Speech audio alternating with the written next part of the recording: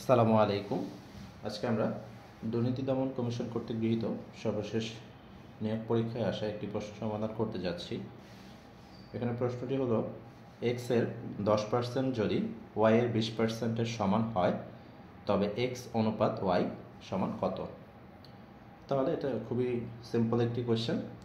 আমরা যে শর্তটি রয়েছে সেই শর্তটি দিয়ে এটি খুব সহজে সমাধান করতে পারি। তাহলে শর্ত বা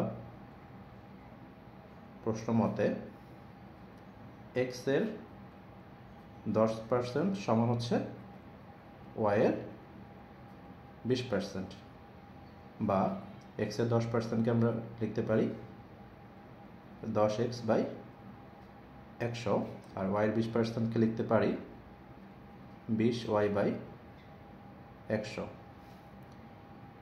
তাহলে পরবর্তীতে দুই পাশে যেহেতু 100 ভাগরত অবস্থায় রয়েছে, 100 দিয়ে ওকে গুণ করলে আমরা লিখতে পারি 10x সমান 20y, অর্থাৎ 100 দ্বারা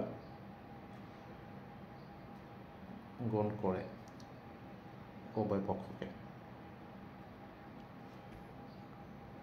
বা আমরা লিখতে পারি x/y সমান 20/10, অর্থাৎ xy এক পাশে নিয়ে নিলাম, সংখ্যাগুলো অন্য পাশে নিয়ে নিলাম, বা xy সমান 2/1।